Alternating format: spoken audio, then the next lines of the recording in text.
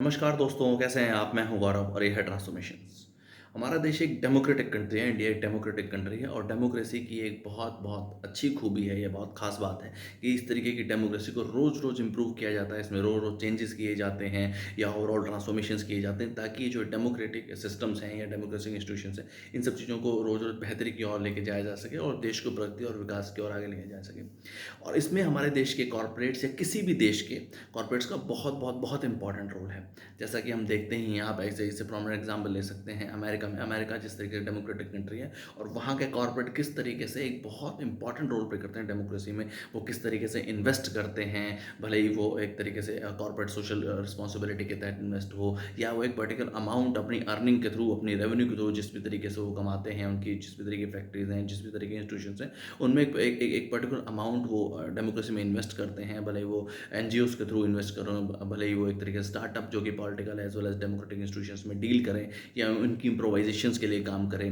लोगों को, यूथ को एक तरीके से एम्पावर करते हैं, लोगों को इंश्योर करते हैं कि उनको डेमोक्रेटिक सिस्टम्स के बारे में पता हो और अपने वो नेता किस तरीके के चुन रहे हैं और बेहतर से बेहतर नेता या पॉलिटिशियन या फ्यूचरिस्टिक अप्रोच के लोग वो चुन सकें ताकि ओवरऑल डेमोक्रेसी को इम्प्रूव किया जा सके या उसमें इम्प्रूवमेंट लाई जा सके। वहीं अगर हम भारत के संदर्भ में देखते हैं तो हमें फिलहाल ऐसा एक भी ऐसा कॉर्पोरेट या ऐसा एक भी ऐसा कोई इंडस्ट्रियलिस्ट ऐसा नहीं दिखता है जो डेमोक्रेसी में इन्वेस्ट करे। हमारे देश के जो कॉर्पोरेट्स हैं, इंडस्ट्रियलिस्ट हैं, वो स्टार्टअप में इन्वेस्ट कर सकते हैं जो कि प्रॉफिटेबल हो या प्रॉफिट ओरिएंटेड हो या कस्टमर या कंज्यूमर ब्रांड तरीके की हो, या और भी डिफरेंट डिफरेंट तरीके के स्टार्टअप्स में इन्वेस्ट कर सकते हैं। इवन इस तरीके के स्टार्टअप्स में भी जो कि ऐसी इंग्लिश में बड़ी बड़ी बातें करें कि we do and mobility for pedestrian living in urban locations, और अगर आप उसे हिंदी में समझेंगे तो ये ऐप है, एप्लीकेशन है, आप उसे मैसेज कर दीजिए और आके वो आपके अर्बन लोकेशंस में रहने वाले पेट्स को, कुत्ते को, बिल्ली को घुमा के लेके आएंगे। इस तरीके के स्टार्टअप्स में भी इन्वेस्ट कर सकते हैं। बट अगर डेमोक्रेसी की बात करें तो ऐसा एक भी ऐसा स्टार्टअप नहीं है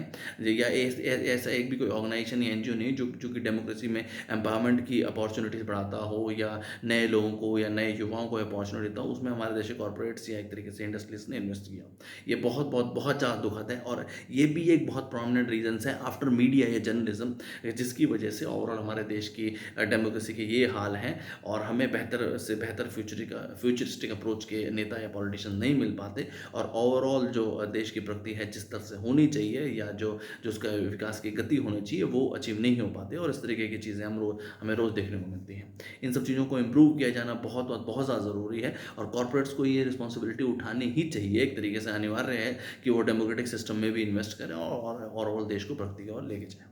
जय हिंद।